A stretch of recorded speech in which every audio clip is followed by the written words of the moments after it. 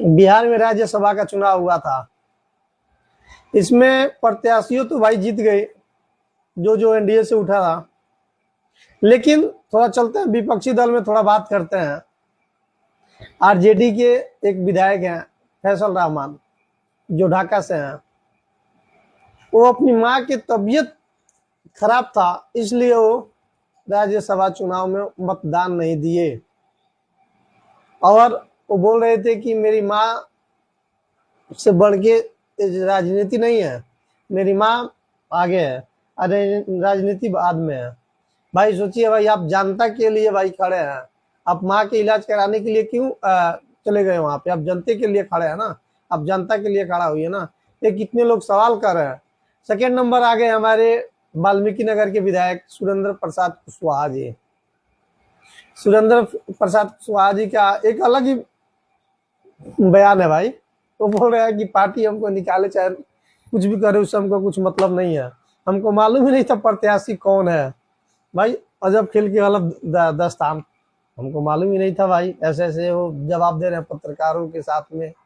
उसके बाद कितने पत्रकार उनके ऊपर आरोप लगा रहे हैं कि क्या आप एनडीए में जाना चाहते हैं? तो बोल रहे भाई मैं नहीं जाना चाहता हूँ। मनोहर प्रसाद सिंह, सोचिए इनके ऊपर भी ये लोग आरोप लगा रहे हैं। तो कांग्रेस के विधायक हैं कि आप पैसा लेके वोट नहीं दिए हैं क्या, आप करोड़ों में बिक गए हैं क्या?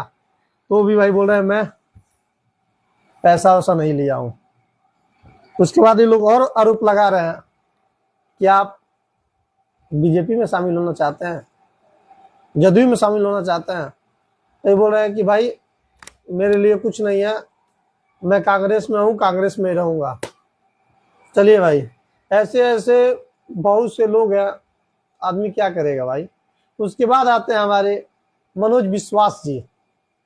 मनोज विश्वास नरपतगढ़ से विधानसभा से आते हैं। वो भी बोल रहे थे कि भाई हम क्यों जाए वोट देने के लिए, हमारे पास टाइम नहीं था। वो लोग मीटिंग कराते हैं, अलग अलग मीटिंग कराते हैं, उस मीटिंग के बारे में मुझे मालूम ही नहीं था क्या मीटिंग चलाते हैं। पहली बार जाते थे तो किसी और का नाम आता था, दूसरी बार जाते किसी और का नाम आता था, इसलिए हम मीटिंग में गए ही नहीं। तो उसके बाद वो पत्रकार बोले कि आप नहीं गए थे, लेकिन तो आपको तो मालूम था ना कि राज्यसभा संसद का चुनाव चल रहा है, बिहार में होने वाली है। तो बोल रहे हैं कि भाई मुझे उससे कुछ मतलब नहीं है, मुझे अपने क्षेत्र की जनता को देखना है। ऐसे कह के पलड़ा झाड़ देते हैं भाई। अब आप लोग का क्या राय है, आप मुझे कमेंट बॉक्स में मुझे जरूर बताइए कि ये लोग बीजेपी को जिताने के लिए वोट नहीं दिए कि आरजेडी को हराने के लिए वोट नहीं दिए।